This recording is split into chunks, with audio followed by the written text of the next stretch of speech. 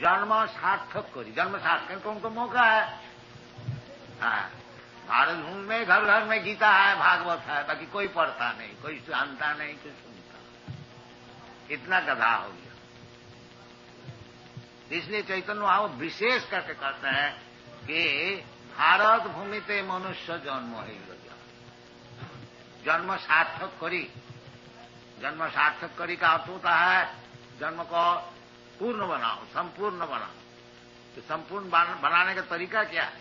ये वेदादि शास्त्र पढ़ो अच्छी तरह से, समझो, तभी तो जीवन सफल होगा। जासूसी लिटरेचर पढ़ के क्या लाभ होगा? नहीं, उसी में आ सकती है, उसी में आ सकती। तद्वायस तीर्थम, भागवत में बताया, न तद बचस चित्त पदम हरेर जस प्रगनीत कर ही चेत तद्वायसम तीर्थम। जिस शास्त्र में भगवान की गुणगान लिखा नहीं है, वो जो शास्त्र है, साहित्य है, वो बायस तीर्थम, कौए का आनंद का स्थान है। कौए ये जितना झूठा चीज, खराब चीज फेंक देता रास्ता में, उसी में कौआ लोग आके आनंद लेते। तद्वायसम तीर्थ। और जिस शास्त्र में भगवान का गुणगान लिखा है, वो हंस का लिया है, परमहंस, हंस, हांस, राजहंस। वो स्वच्छ जल में रहता है, जहाँ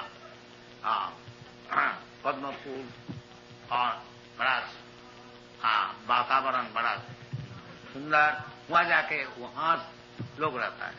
और कौए होता है जहाँ सब खराब चीज फेंक दिया जाता है, उधर कौए। ये पक्षी में भी विभेद है, कोई हंस है, कोई कौए है। इसी प्रकार ये जो शास्त्रादि है, वेदादि शास्त्र में जो ध्यान नहीं देते हैं और इधर उधर का न्यूज़पेपर, जासूसी सब खबर पढ़ते हैं, वो सब कौए। राजहंस जो होगा, ये सब शास्त्र का अनुशीलन कर, परमहंस, राजहंस, ये उचित है। इसलिए भारतवर्ष में बहुत जल्दी ये काम हो सकता है। भारतवर्ष में अभी तक पंडित है और भक्त भी है, जो कि शास्त्र को समझता है, समझा सकता है। उसको पास जाए, शास्त्र का अभिलाष समझे और जीवन को सार्थक करे, करके खाली बैठ नहीं रहे। चैतन्य महाप्रभु कहते हैं जन्म सार्थक करी, फर्स्ट ऑफ ऑल पहले तो अपना जीवन सार्थक कर लो, फिर परोपकार करो, दुनिया को सुनाओ।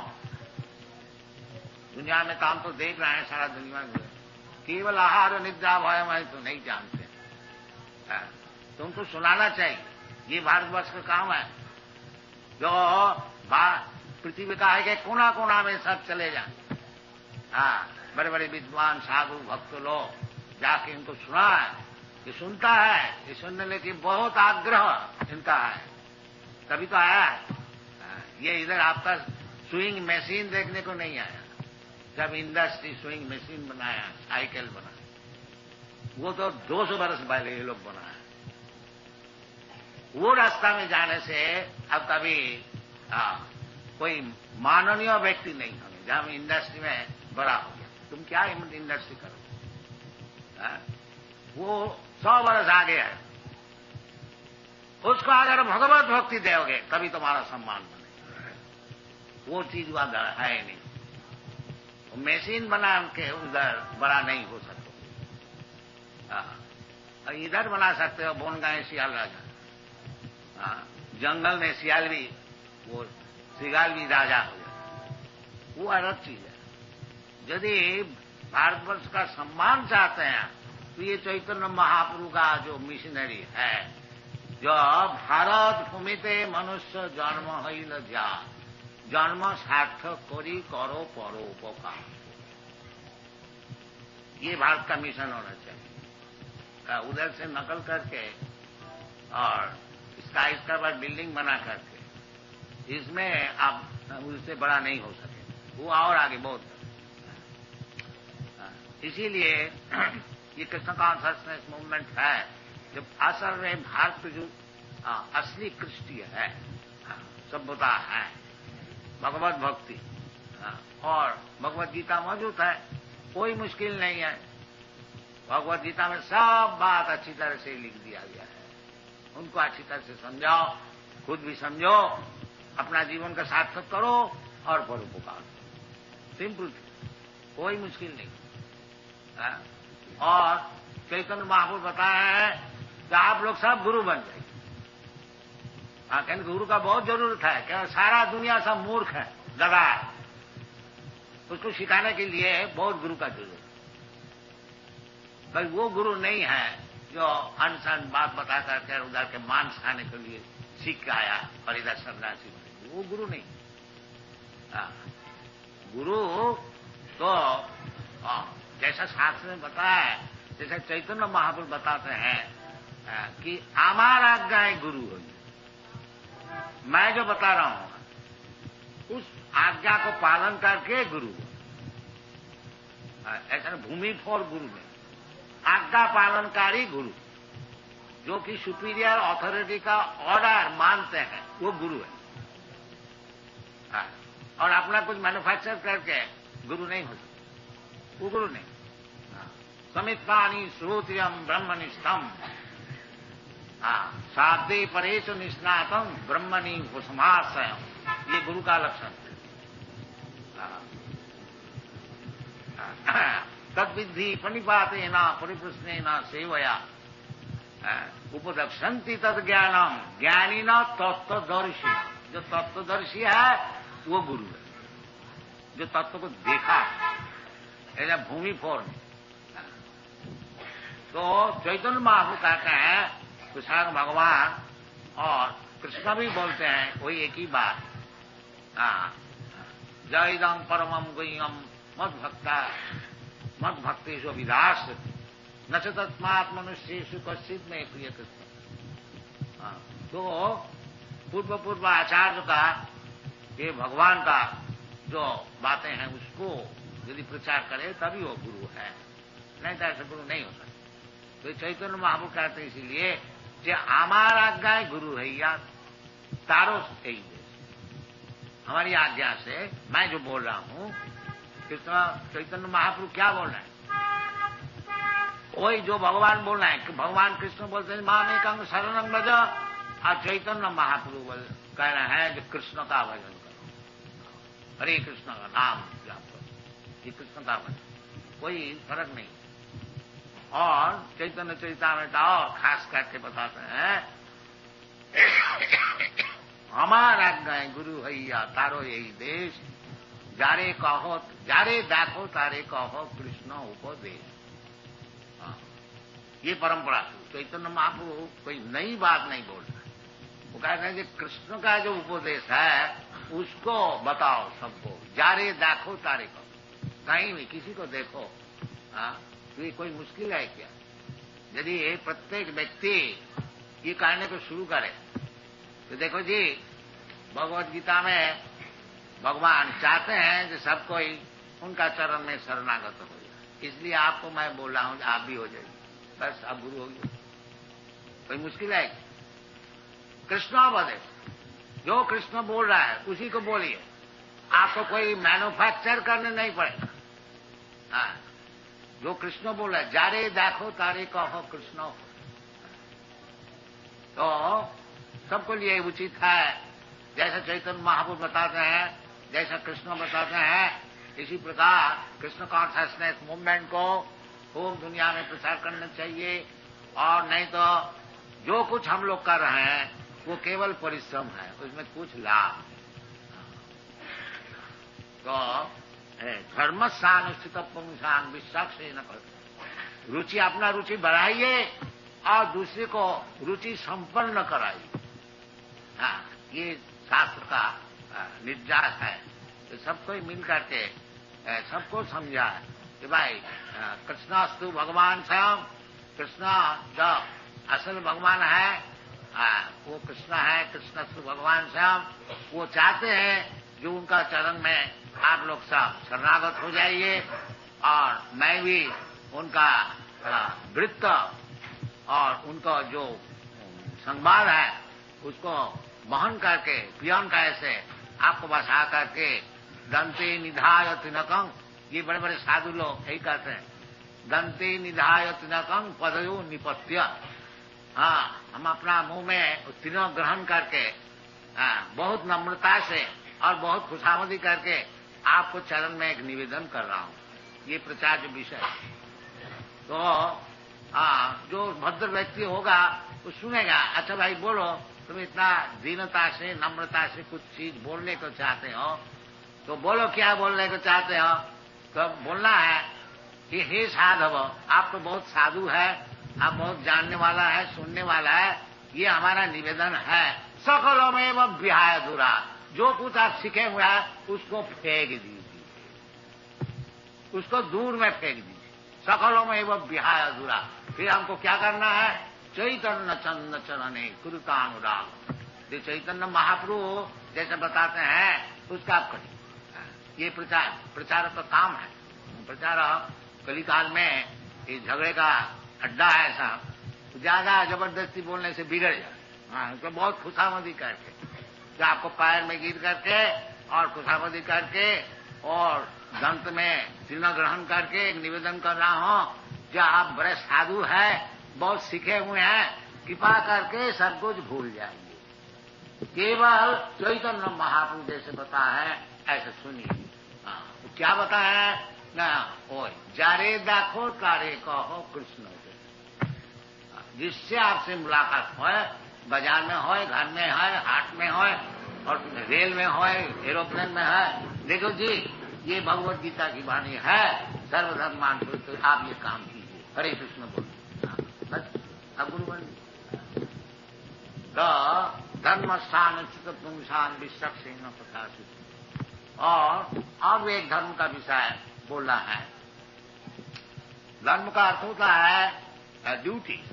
तो ड्यूटीज एक एक व्यक्ति का एक एक ड्यूटी होता है, जैसा पहले आप लोग को सुना है।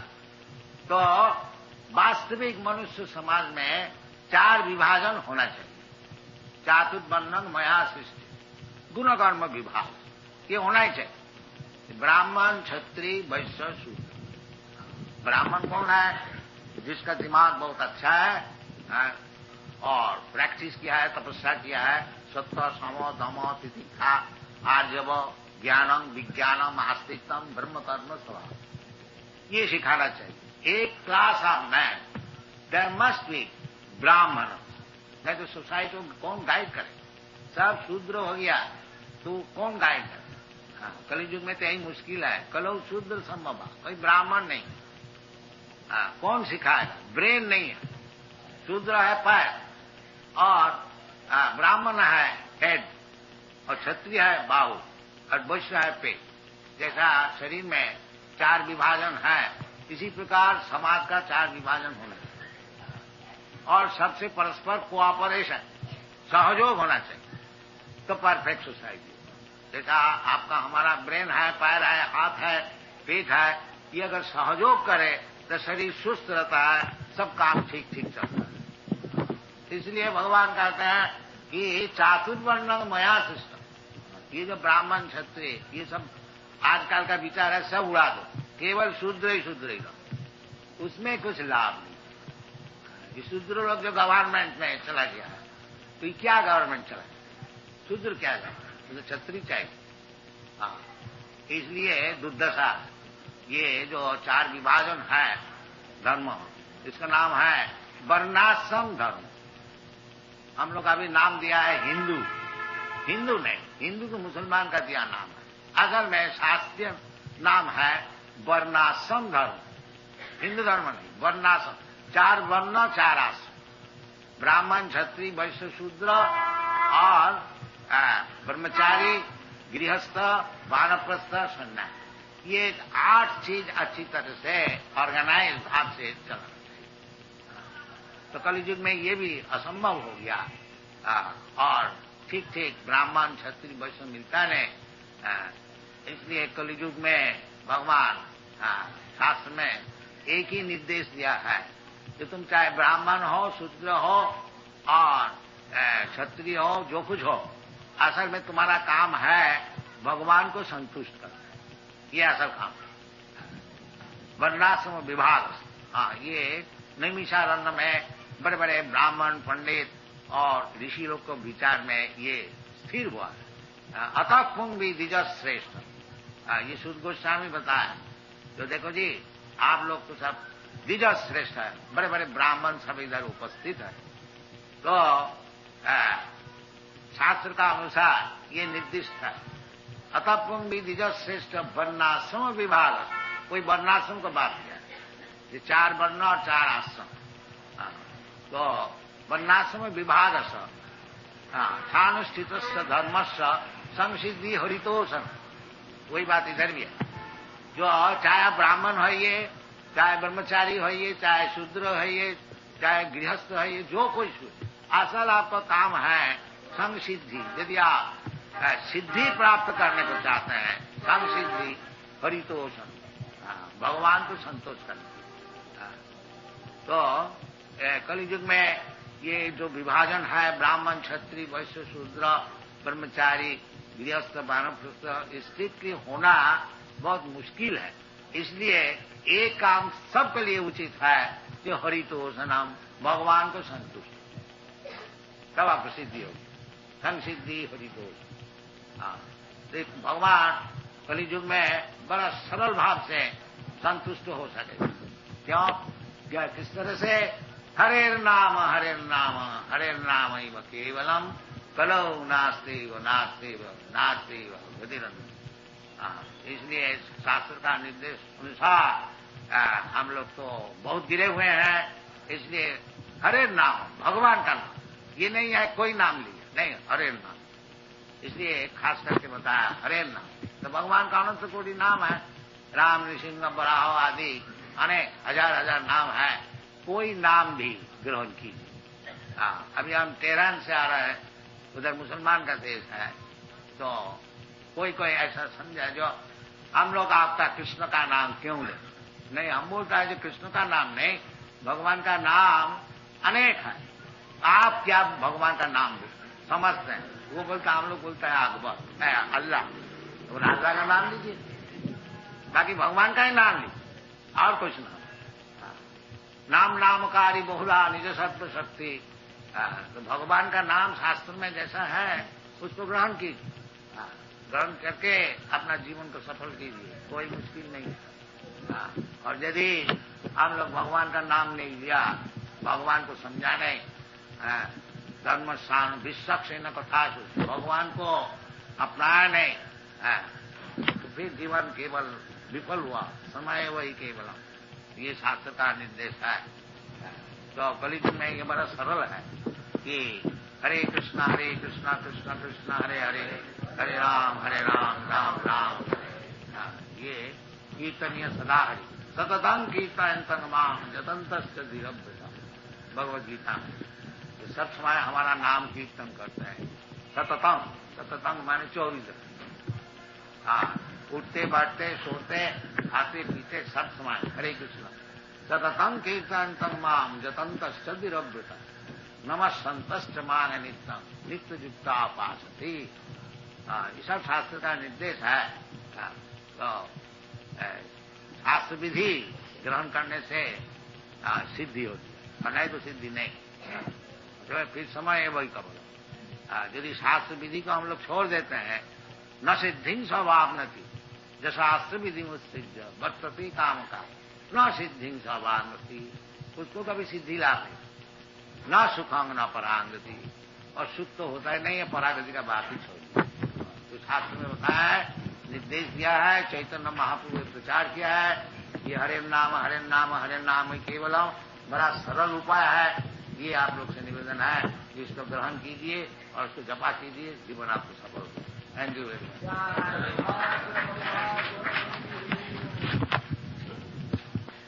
काली भक्त माने पटाखा भक्त, भक्त तत्व কিছু নয়। रंग देही रूपंग देही रूपवती भाज्यान देही যশো देही, এইসব দেহি, আর আমি খুব মজা করি। কালী পুজো তাদের জন্যই করা হয়েছে যারা পাঁটা খাবে। এমনি বৃথা মাংস, কষাইখানার মাংস খেয়ে খেয়ে একবারে নরকে যাবে, সেই জন্য কালী পুজোর ব্যবস্থা করা হয়েছে যে মাসে একবার হয় অমাবস্যা, অমাবস্যাতে কালী পুজো করলে আর যাই হোক মায়ের প্রসাদ খাও, তো মাসে একবারই পাঁটা খাবার সুবিধা। আর রোজ নয় যে ওই দোকানে তো একটা কালী রেখে দিয়েছে, এটা তো শাস্ত্রবিধি।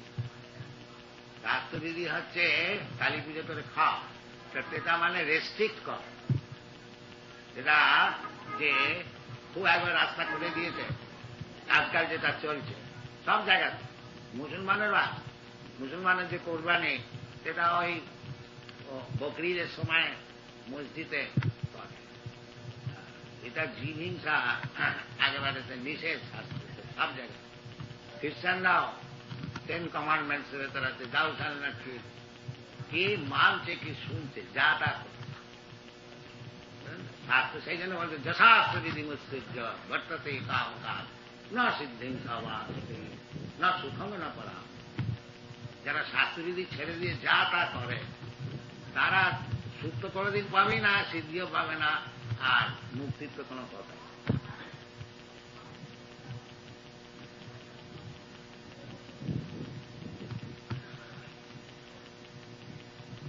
শাস্ত্রেতে লোকে বলছে, শাস্ত্রেতে বলেছে লোকে ভবয়া আমিষ মধ্যসী বা নিত্যাস্ত জন্তু। জন্তু মাত্রই 3টে জিনিসে খুব আকর্ষণ আছে। কি না ববয়া স্ত্রী সংসর্গ করা, আর আমিষ মানে মাংস মৎস্যাদি ভোজন করে আমিষ। ববয়া আমিষ। আর মদ্য সেবা, লিকার, ড্রিঙ্কিং লিকার, এটা একটা সাধারণ আকর্ষণ আছে। এটা আবার শাস্ত্রতে নির্দেশ করছে কেন না, নির্দেশ এই জন্য করছে আকর্ষণটাকে ক্রমশ কমিয়ে ওটাকে নীল করে দেবে। এই জন্য শাস্ত্রতে বিবাহ করতে বলছে যে স্ত্রী পুরুষের সংজ্ঞা তো আছে, বিবাহ করার না করা আছে। ওটা বিবাহ করতে বলছে কেন না, ওটাকে রেস্ট্রিক্ট করছে যে একটা স্ত্রী একটা পুরুষের মধ্যে থাক, তাহলে ব্যভিচার হলে তো আর কিছু সব নষ্ট হয়ে যাবে। ওটাকে রেস্ট্রেন করছে। পাঁটা তো এমনি বাজারে কিনতেই পাওয়া যায়, আবার কালী পুজো করে বলবার কি, ওই রেস্ট্রিক্ট করছে যে অমাবস্যার দিনে কালী পুজো হবে, তার মানে রেস্ট্রিক্ট হয়ে গেল মাসে একবার। ওই ইচ্ছে করল বাজারেতে কসাইখানার মাংস কিনে নিয়ে এলো, মহাপাপ। ওই রেস্ট্রিক্ট করতে করতে করতে করতে কোনোদিন ওটা শূন্য হয়ে যায়। আসল উদ্দেশ্যটা যে এসব ছাড়তে হবে, কিন্তু একটু ছাড়বে না, ওই আস্তে আস্তে ছাড়বে। এই জন্যে শাস্ত্রতে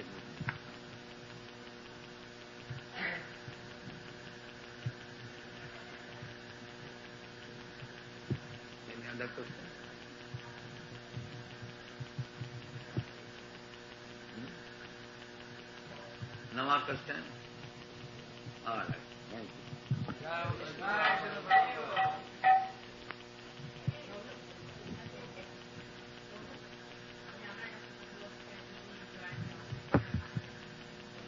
হ্যাঁ বলুন।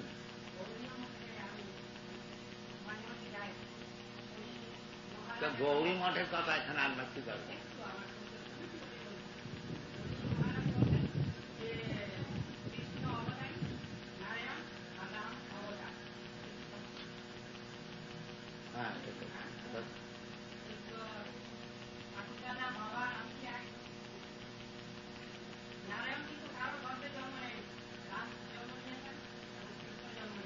তো ওই আপনার ওই সব বুদ্ধি দিয়ে ভগবানের কথা বলে যান। শোনো, এই ভগবান কৃষ্ণ এই জন্য জন্ম কর্মের বীজবন। আপনি যে জন্মটন্ম বুঝে রেখেছেন, বাবা মা জন্ম, ও জন্ম নয়। এই জন্য বলতে জন্ম কর্মঞ্চ বীজবন যে জানা। শোনো, ভগবানের জন্মটা ওইরকম না। আপনি যেরকম বলছে বাবার থেকে জন্ম হলো, মায়ের থেকে জন্ম হলো, তা নয়। এই জন্য বলছে জন্ম কর্মঞ্চমের দিব্যম। দিব্যম বলবার কার উদ্দেশ্য, ওটা লৌকিক নয়। আপনি তো লৌকিক কথা বলছেন। হ্যাঁ, ওই তো বাবা মার জন্ম, পিসিমার জন্ম, মায়ের জন্ম, এইসব হচ্ছে লৌকিক। হ্যাঁ, তো সেইটা সেই জন্য বলছে যেটাকে জানতে হবে ভালো করে। জন্ম কর্ম দিব্যম যু জানাতি তত্ত্ব। আমি যে বুদ্ধি নিয়ে বুঝে রেখেছি জন্মকর্ম, ওই সব বুদ্ধিতে চলবে। দিব্যম এবং তত্ত্ব তো জানতে হবে। এবং ভগবান নিজে বলছে যে মনুষ্যানাম সহস্রেষু কশ্চিৎ যততি সিদ্ধায় যততামপি সিদ্ধ্যানাম কশ্চিৎ বেত্তি মাম তত্ত্ব। তত্ত্ব তো বুঝতে হবে, আর সেই তত্ত্ব তো বোঝাটা সাধারণ না। বলছে লক্ষ লক্ষ লোকের মধ্যে কেউ সিদ্ধি লাভ করে, আর যততামপি সিদ্ধানাম, এই সিদ্ধি লাভ যারা করে তাদের মধ্যে কেউ জানে তত্ত্ব।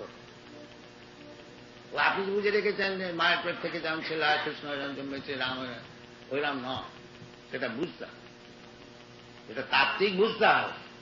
এবং সে তাত্ত্বিক বুঝবার রাস্তাটা ভগবান বলে দিয়েছেন, ভক্তা মাম অভিজানাতি যাবান যাচ্ছামি তত্ত্ব। ওই তত্ত্ব ভগবানকে তত্ত্ব তো বুঝতে হবে, যা আমরা বুঝে রেখেছি ওইরকম বুঝে হবে। এবং তত্ত্ব বুঝবার জন্য যে তত্ত্বদর্শী না, ভগবান বলেছেন তদ্বিদ্ধি প্রণিপাতে না পরিপুষ্ণে ন সেবয়া উপদক্ষন্তি তদ জ্ঞানম জ্ঞানী ন তত্ত্বদর্শী। এই তত্ত্ব কথাটা আগে বুঝতে হবে, ওইরকম নিজের মন গড়া বুঝতে হবে এবং সেটা জানতে হবে। তদ্বিদ্ধি, সেটা জানো কি করে? প্রণিপাতে না, আগে নিজের যে বুদ্ধা বুদ্ধি আছে সেটাকে প্রণিপাত করতে হবে, প্রকৃষ্ট রূপে করে দিতে হবে। এটা হচ্ছে আসল কন্ডিশন। আমি খুব জেনে রেখেছি, বুঝে রেখেছি, বাস ঠিক হয়ে গেল না। তদ্বিদ্ধি প্রণিপাতে, হ্যাঁ, প্রকৃষ্ট রূপে নিপাত করে দাও। প্রণিপাতে পরিপ্রশ্নে, সেই ভয়া সেবা করতে হবে, পরিপ্রশ্ন করতে হবে, প্রণিপাত করতে হবে। এইরকম ভাবে করলে যে জ্ঞানী তত্ত্বদর্শী, যে তত্ত্ব জানে, সে বুঝবে। নিজের মন গড়া বুঝলে হবে, যেমন শাস্ত্রের নির্দেশ আছে সেরকম।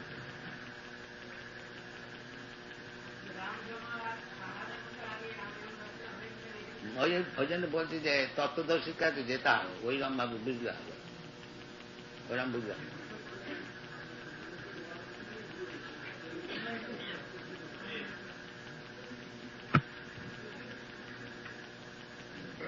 এটা স্পেকুলেশনের জিনিস না। अथापि देव पदाम विजुद्धं प्रसादलेशान गृहीत वै जानाति तत्त्वम्।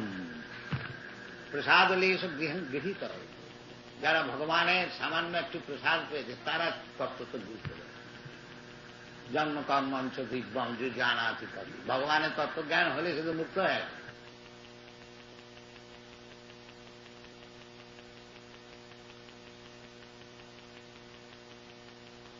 एकदासो वन में जाता, वो अजामिल का उपाख्यान अभी हम लोग वर्णन कर रहे हैं। तो अजामिल का विषय, पहले ब्राह्मण बालक, सब ब्राह्मण का गुण उसमें था। वो ब्राह्मण का गुण जो है उसको बताया गया है, अयं ही सुत संपन्न। ये व्यक्ति जब बालक था, ये जो युवक था, उनकी शादी हो गया था, तो सुत संपन्न, सुत का अर्थ होता है वेद का ज्ञान। वेद का नाम है श्रुति, और जो वेद का ज्ञान सुन के लाभ किया है उसको कहा जाता है श्रोत्रियम और श्रुत। जो वेद का ज्ञान सुना है गुरु से, ये सुनने का चीज है। पहले सुने, ये जो हम लोग सत्संग चला रहे हैं, इसका उद्देश्य है कि वेद का जो ज्ञान है उसको आप लोग आकर के सुने,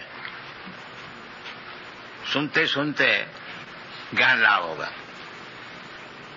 पढ़ने का भी जरूरत नहीं है। कोई अगर पढ़ने को लिखने को नहीं जानता है तो उसको ज्ञान कैसा होगा? सुन के होगा। भगवान कान दिया है। असल में पहले वेद का ज्ञान सब कोई गुरु से सुन करके ही सीखता था। लिखित पुस्तक नहीं था। लिखित पुस्तक ये कलियुग का प्रारंभ में व्यासदेव देखा कि कलियुग में स्मरण शक्ति कम हो जाएगा, इसीलिए केवल सुन करके उसका ज्ञान लाभ नहीं होगा। वो किताब पढ़ना चाहिए, रखना चाहिए। इसलिए हम लोग इतनी किताबें सब छप रहा हूं कि केवल इधर कभी कभी आप लोग आए सुन करके चले गए, केवल इधर कभी कभी आप लोग आए सुन करके चले गए, उसमें काम नहीं बनेगा। किताब पढ़िए सर। किताब पढ़ने से वेद का ज्ञान लाभ होगा। इसलिए ये जो ब्राह्मण बालक अजामिल आज इनकी इतनी दुर्दशा हुई है, उसका कारण ये यमराज का जो दूत है बता रहे हैं कि ये व्यक्ति पहले जैसा ब्राह्मण का गुण होना चाहिए वो सब इनका था। क्या है न सुत संपन्न, अच्छी तरह से वेद का ज्ञान सुना हुआ था। संपन्न, संपन्न माने आखिरी तक सुना था 4 वेद का विषय में। और शील वृत्त गुणालय, और व्यवहारिक काम में भी बड़ा सज्जन और सद्गुण सब इनमें था। शील सत्व गुणालय धृतव्रत, और धृतव्रत का अर्थ होता है जो काम करना है उसको व्रत धारण के किया जाए, इन्हें फुल डिटर्मिनेशन, धृतव्रत। हाँ, भगवद गीता में भगवान कहते हैं महात्मानुस्तपांग प्रार्थ दैवी प्रीतिमास्थित भजंती दृढ़व्रत। द वर्ड इज, ये शब्द का बताया है दृढ़व्रत और दृढ़व्रत। दृढ़ मीन निश्चित, सवेरे 4 बजे उठना है निश्चित, उसमें कोई फर्क नहीं पड़ेगा। कोई 4 बजे उठा और कोई नहीं उठा, नहीं, रोजाना अवश्य उठना चाहिए 4 बजे। उसका नाम है धृतव्रत और दृढ़व्रत। ये नहीं जो ऑकेजनली कभी कभी हम उठ जाते 4 बजे, नहीं, रोजाना उठना चाहिए। ये ब्राह्मण का काम है। धृतव्रत मृदु, बड़ा शांत स्वभाव, दांत, यानी अपना इंद्रियों को दमन करके रखना, ये ब्राह्मण का काम है। सम धम, मन को स्थिर रखना, इंद्रियों को स्थिर रखना, सम दम तितिक्षा, ये सब सीखना चाहिए। तो इसीलिए बताया था मृदु दांत सत्ववान। सत्ववान का अर्थ होता है कभी झूठ नहीं बोलता।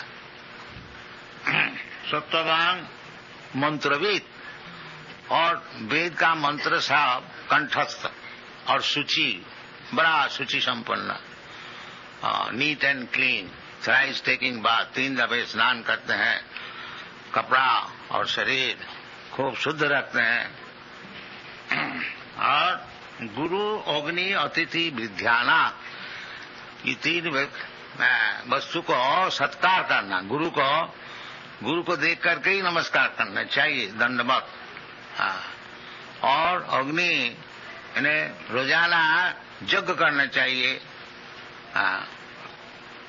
और अतिथि, कोई व्यक्ति अचानक घर में आ जाए उनकी सेवा करनी चाहिए। और वृद्धानाम, और विशेष करके वृद्ध व्यक्ति को खूब अच्छी तरह से सम्मान करना, उसको संतुष्ट करना, ये सब गुण है।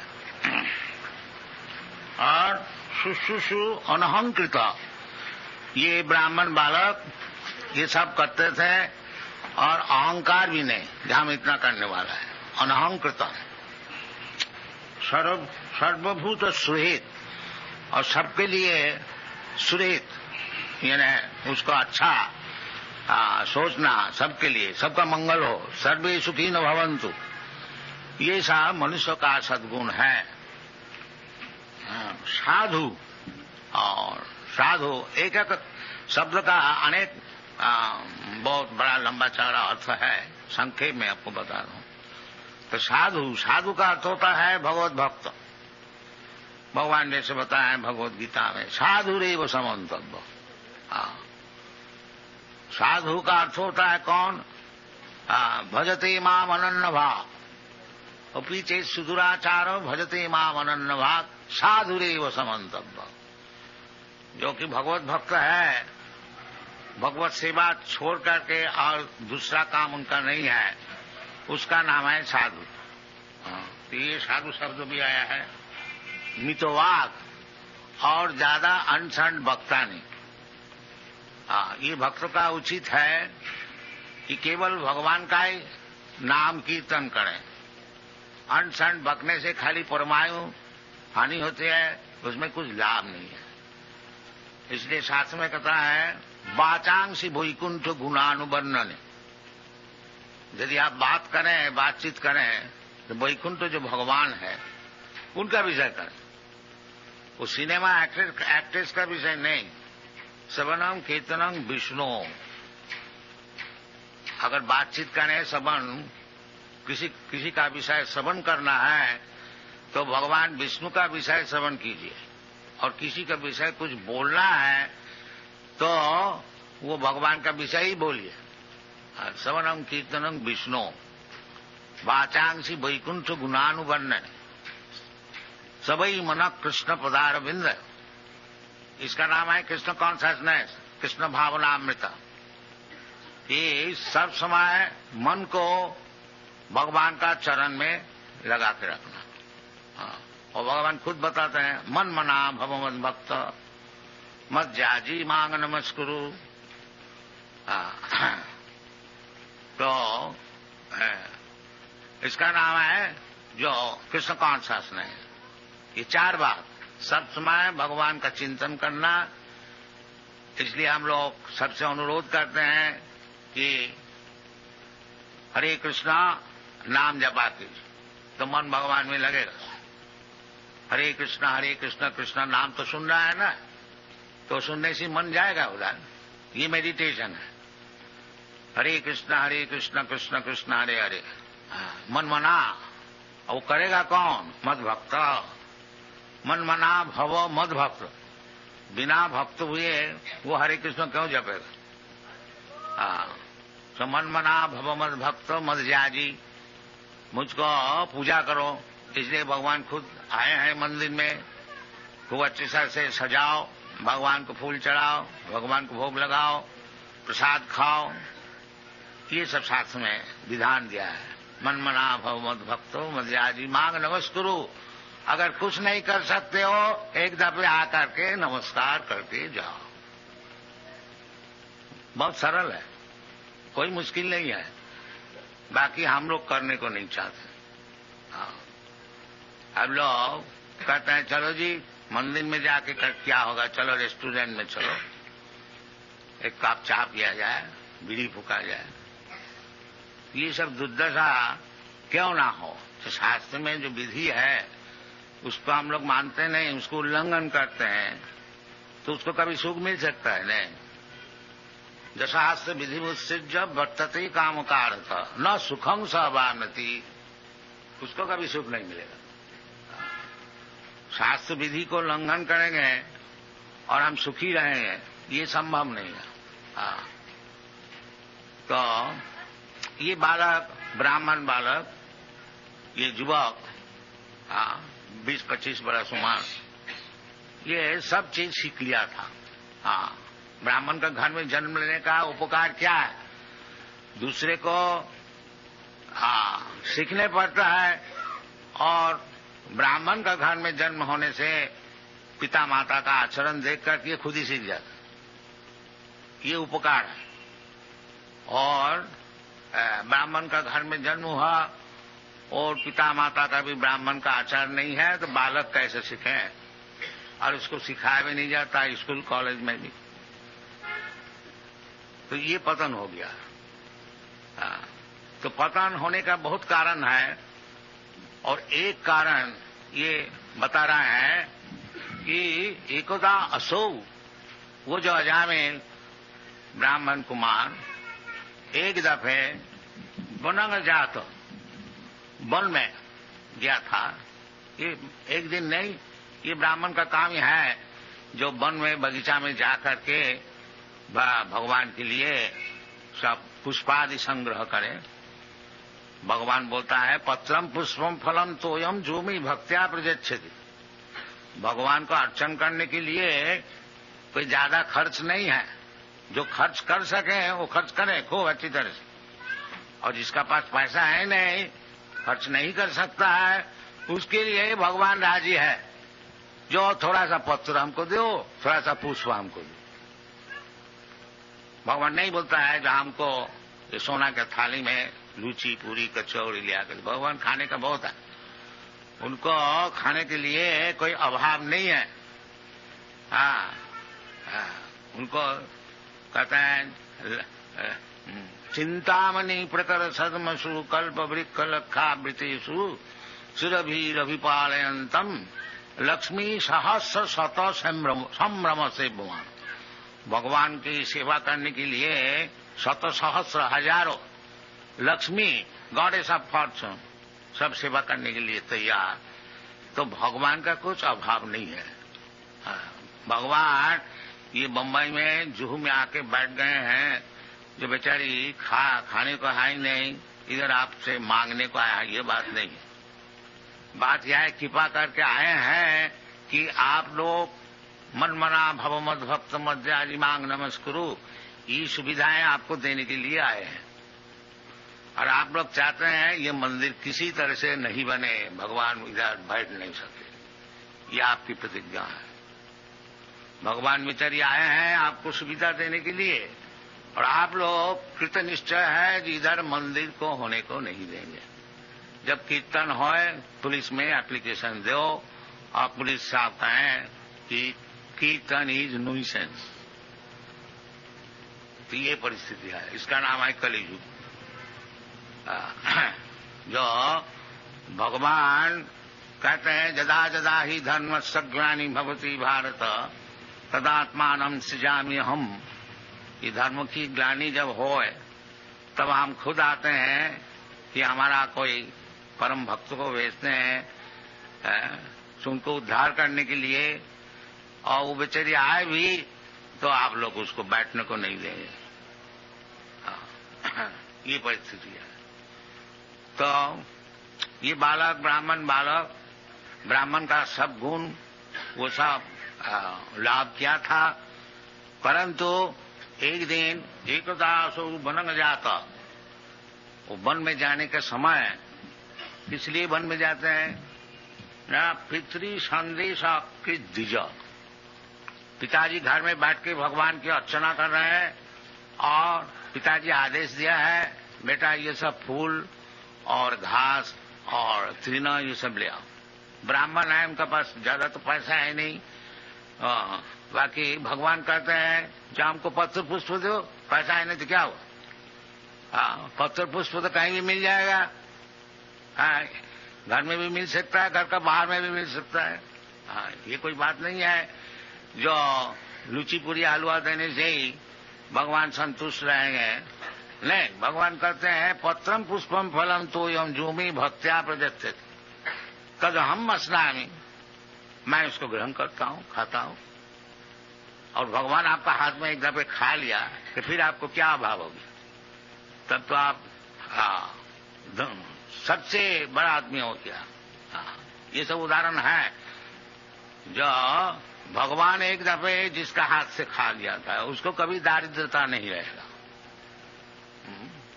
शास्त्र में बताते हैं। आजकल सब कोई हम लोग को पूछते हैं जी भगवत भजन करके क्या होगा, आदमी सब गरीब है और उसको पहले खाने को चाहिए, और हम लोग एडवर्टाइज करते हैं जिसको खाने के लिए कोई संस्थान नहीं है, पहनने का कपड़ा नहीं है और रहने का जगह नहीं है, आइए हमारा पास, हम बम्बई में और अच्छी तरह से मकान बना रहे हैं, सब आइए रहिए। बाकी कोई नहीं आता। हमको परदेश से आदमी लाने पड़ता है मंदिर चलाने के लिए। कोई आते नहीं। ये बहुत खेद का बात है, जो भारतीय कृष्ण है उसमें भारतीय कोई आता नहीं। वो मिल में जाता है, इधर नहीं आता। तो हम लोग क्या करें?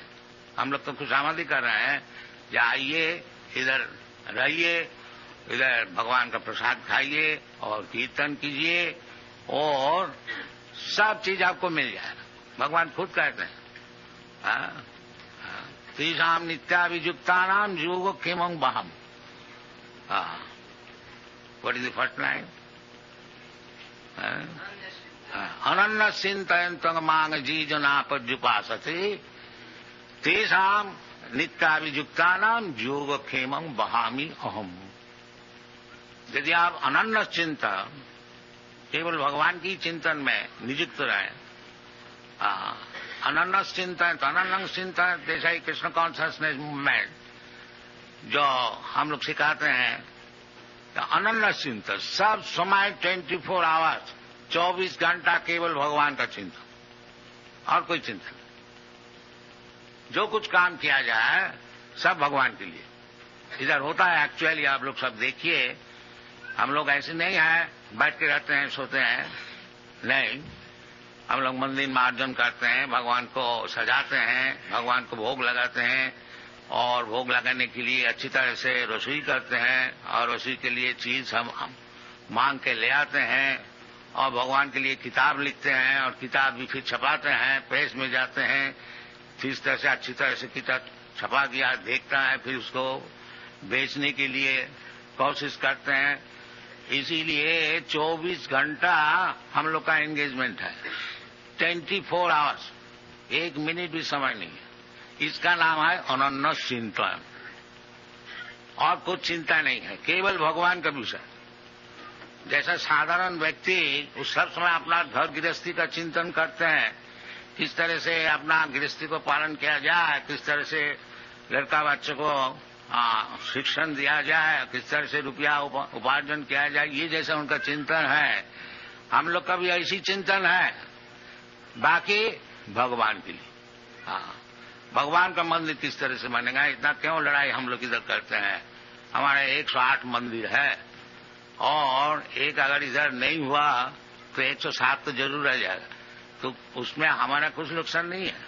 बाकी हम लोग सोचते हैं जो ये भगवान का मंदिर, बम्बई इतना बड़ा भारी शहर है, क्यों अच्छी तरह से नहीं बनाया जाए, ये हम लोग का चिंता। बाकी बाधाएं देते हैं, नहीं तुमको नहीं देगा, तो बाधाएं देने होने दीजिए, ताकि हम लोग चिंतन नहीं छोड़ेंगे। हमारा चिंतन चले, ये हमारा काम है। उसमें सफल होए और नहीं सफल होए वो चिंतन है नहीं। सफल होगा, भगवान की इच्छा होगा तो तुम इच्छा होगी तो सफल होगा, और नहीं होगा तो हमारे क्या, भगवान का काम भगवान को करने को नहीं दिया, तो उसमें हमारा कोई नुकसान नहीं है। तो ये इसका नाम है मन मना मम भक्त। ये इतना प्रयास कौन करेगा अगर भक्त नहीं हुआ? वो लोग छोड़ देगा, बोले क्यों इतना झंझट में जाए।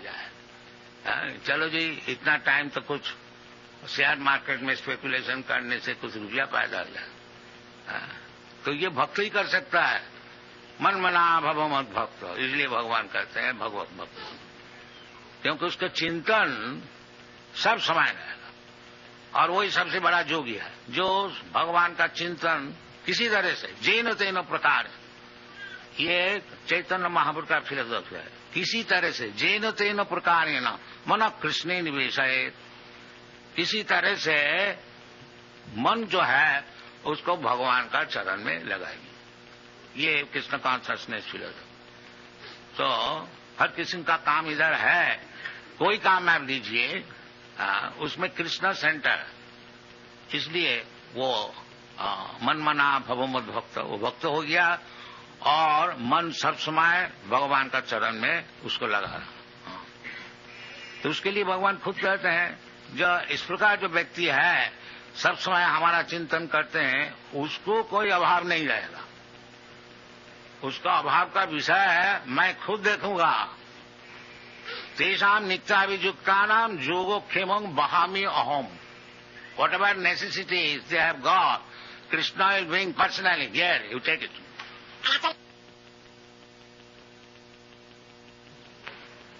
एंड एक्चुअली आप लोग देखिए सब, हमारा 108 मंदिर है सारा दुनिया में, और एक एक मंदिर में 50 से कम नहीं 200, 250, 300 तक है भक्त लोग। और समझ लीजिए कितना भक्त है 108 मंदिर में सारा दुनिया में। लंदन में है, न्यूयॉर्क में है, लंदन में 2 है, एडिनबरा में है, और लॉस एंजलिस में है, बॉस्टन में है, अमेरिका में 40 है, ऑस्ट्रेलिया में है, कनाडा में है, सब जगह में है। बाकी कोई भी मंदिर में आप लोग जाइए देखिएगा कुछ अभाव नहीं है। जोगो खेमंग वहां हम, ये प्रैक्टिकल है, ये थियोरिटिकल नहीं है जहां हम लोग धोखा देते हैं, बात बताते हैं। आप जाइए मुंबई में भी देखिए कितना परेशान हम लोग हो रहा है, बाकी हमारा सेवा पूजा चल रहा है। अगर मंदिर बनाने को नहीं भी दे तो हमारा सेवा पूजा तो चल रहा है, उसमें हमारा नुकसान कोई नहीं है। बाकी जो लोग बाधा देते हैं उनको नुकसान होगा, जरूर होगा। ये भगवान कभी सहन नहीं करेंगे। तो ये सब होनी चाहिए भारत में, विशेष करके ये, क्योंकि भारतीय संपत्ति है भगवत भक्ति। भगवत भक्ति जो है विशेष करके भारतवर्ष में ही है। इसलिए देवता लोग भी भगवान से प्रार्थना करते हैं कि हमको फिर भारतवर्ष में जन्म दीजिए। इस शास्त्र में भारत भूमि ऐसी है पुण्य भूमि कि इधर में जिसका जन्म हुआ है वो स्वाभाविक तौर से ही भक्त होते हैं, उसको जबरदस्ती उसको अभक्त बनाया जाता है। अभी तक जब हम लोग कोई संकीर्तन मूवमेंट किसी शहर में करते हैं, आप लोग देखा होगा मुंबई में हम लोग वो what is that place, cross मैदान में 2 दफे 3 दफे किया था। तो 30,000 40,000 व्यक्ति सब आते थे। कलकत्ता में किया था, उधर भी यही, हैदराबाद में किया था, मद्रास में किया था। तो अभी तक भगवत भक्ति भारतीय लोग भूला नहीं है, उनको जबरदस्ती भुलाया जाता है। तो भूला नहीं, इसको छोड़ना नहीं, फिर मनुष्य जीवन का असफलता हो जाएगा। ये नहीं, मनुष्य जीवन का सफलता चाहते हैं तो ये भगवत भक्ति अवश्य ग्रहण किया जाए। भगवत भक्ति हीन जाति जपस तप क्रिया अप्राणस्य ही देह स मन्ननं लोकरंजन। भगवत भक्ति जिसका है नहीं, उनको बड़ा जाति और जपस तप ऑस्टेरिटी तपस्या और क्रियाकांड ये सब कैसी है, दे अप्राणस्य ही देह स मन्ननं लोकरंजन। जैसा मुर्दा को सजाया जाता है, मुर्दा को सजाने से मुर्दा का क्या लाभ होता है? कुछ नहीं लाभ होता, न किसी का लाभ होता। लोक रंजन, एक लोक रंजन है। देखो जी ये मुर्दा को कैसा सजा के ले जा रहा है, आदमी ताली ठोकेगा, देखो जी, बाकी उसमें लाभ कुछ नहीं है। इसी प्रकार आप खूब बड़ा जाति बन जाइए और बड़ा इंडस्ट्रियलिस्ट बन जाइए, सबको बड़ा बड़ा बन जाइए, और भगवत भक्ति है नहीं तो वही मुर्दा सजाने के लिए जैसा होता है वो बात। इसलिए भगवत भक्ति नहीं छोड़ना चाहिए। और ये भगवत भक्ति, ये जो अजामिल पिता का निर्देश अनुसार कहते हैं पितरी संदृश कृत दिजो, ये ब्राह्मण का लक्षण है। जो पिताजी पूजा में बैठे हुए हैं और पिताजी ऑर्डर दिया है, आज्ञा, जो बेटा थोड़ा फूल फल ले आओ और भगवान को सेवा में लगाएंगे, और द्विज, ये द्विज का काम है। आदाय तत्वावृत्य फलो पुष्प समित कुशान, और पिता का निर्देश अनुसार वो बालक फल फूल और समित यानी कुश ये सब लेकर के आ रहे थे वन से। और रास्ता में क्या देखा है कि ददर्शा कामिनं कश्चित्, एक कामी पुरुष को देखा। कामी माने शूद्र, शूद्र होता है कामी, और ब्राह्मण होता है संयमी, काम को संयमन करते, सम दम। अगर कोई व्यक्ति लास्टी डिजायर को दमन नहीं कर सकता है, वो शूद्र है। और जो दमन कर सकता है वो ब्राह्मण है, वो स्वामी है, वो गोस्वामी है। स्वामी का अर्थ होता है मालिक, गोस्वामी का अर्थ होता है जो इंद्रिय का मालिक। साधारणतः इंद्रिय का दास होता है। जीवा है एक इंद्रिय, वो बोला जी एक बीड़ी हमको दीजिए, जीवा सूख गया है तो इसी वक्त बीड़ी देनी चाहिए। इसका माने है मैं जो है जीवा का दास है। जीवा बीड़ी मांग रहे हैं, सिगरेट मांग रहे हैं, हम भी उसको दे रहे हैं। इसके माने है हम तो समझते हैं मालिक है इंडिपेंडेंट, बाकी हम जीवा का दास है। और जब अब जीवा का दास नहीं होंगे, जीवा बोलता है हमको बीड़ी दीजिए, आप जब बोलेंगे नहीं बीड़ी नहीं, तब अब जीवा का दास नहीं, गो का दास नहीं है, गो का स्वामी है, गोस्वामी, उसका नाम है गोस्वामी। जीवा एक इंद्र है, इंद्र का नाम होता है गो, और जब गो का दास हो जाते हैं तो गो दास, और जब गो का स्वामी हो जाते हैं तो गोस्वामी। इसका नाम गोस्वामी ये नहीं है तो नाम में तो गोस्वामी है और है बीड़ी का दास। ऐसे काम नहीं चलेगा। गोस्वामी का अर्थ होता है जो गो का स्वामी है। स्वामी जो टाइटल दिया जाता है सन्यासी को, इसका मतलब है जो सब इंद्रियों का स्वामी है, इंद्रिय का दास नहीं है। तो इसी प्रकार कहते हैं आदाय तथा फल पुष्प मृत्युसंग ददर्श कामिना कुष्ठित कामिना लस्टी मैन, दैट मीन शूद्र। एक शूद्र को देखा, कामिनम क्वचित शूद्रम, शूद्र बता दिया, सह क्वचित शूद्रम सह उजिष्या प्रीत्या च मधुमौरेयम मदा घूर्णित नेत्र। देखा जो एक औरत शूद्रा ने दोनों ही शराब पिया था, मद घूर्णिता, मद का अर्थ होता है शराब, और उसमें ब्रेन पजल हुआ गया था, मद घूर्णिता। पित्याच मधुमौरेयं मदा घूर्णित नेत्र, आग भी घूम रहा था, इन्हें बहुत अच्छी तरह से पिया हुआ था शराब। आजकल तो इसमें इनकरेजमेंट दिया जाता है, जाइए इधर शराब का दुकान है, बाकी ये सब शूद्र का काम है। ये ब्राह्मण का काम नहीं है, ये शूद्र का काम है। मत्तया श्रित विश्रित निव्या, और वो कपड़े भी सब ढीला हो गया था। विश्रित निव्या व्यपीत निरपत्रम, और दोनों मिलकर के वो आलिंगन चुंबन आदि सब कर रहे थे पब्लिक रोड में, निरपत्र, कोई लज्जा नहीं, बिल्कुल लज्जा नहीं, निरपत्र। किरंतम अनुगायंतम, ऐसे सब काम कर रहे थे, और वो सिनेमा का गान भी गाते थे। उस समय सिनेमा शायद नहीं था, तो अनुगायंतम ऐसी कुछ lust invoking songs they were singing, hasantam and laughing and smiling and अनंतिके, बस कोई बाधाएं नहीं।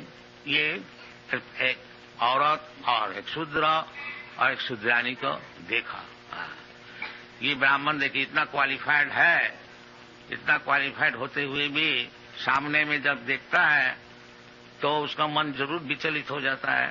वो तो बालक है, युवक है, और एक ब्राह्मण बालक एकोदा कभी ऐसा देख करके कितना उनका पतन हुआ था वो आगे मालूम होगा। और हम लोग रोजाना देखते हैं, अगर रास्ता में नहीं है, रास्ता में भी है, और उसको तस्वीर सिनेमा में भी दिखाया जाता है, तो किस तरह से युवक वो अपना ब्राह्मण धर्म में प्रतिश्रुत रहेगा, असंभव है। एक दफे देख करके अजामिल का कितना पतन हुआ था। वो फिर चोर बन गया, डाकू बन गया, ठग बन गया, और जो कुछ होने का था उसको सब हुआ था। और एक दफे देख करके एक शूद्र शूद्रानी को आलिंगित देख करके, और हम लोग रोज देख रहे हैं सिनेमा में, तो हमारा कितना पतन हुआ है और होने वाला है वो आप लोग थोड़ा समझ लीजिए। ये कलियुग है, इसलिए ये जो भारतीय कृष्टि वैदिक सभ्यता, इसको साधारण तौर से रक्षा करना बहुत ही मुश्किल है। इसलिए कलियुग जैसा बीमार है ऐसा दवाई भी है। ये शास्त्र में ऐसा बताया है जो कलियुग जो है ये दोष का निधि है, समुद्र है दोष का। कितना दोष है ये भागवत में 12वें स्कंद में बताया गया। तो इसके लिए दवाई क्या है, दवाई भी बताया। वो क्या चीज है? कलौ दोष निधि राजन अस्ति जी को महान गुण।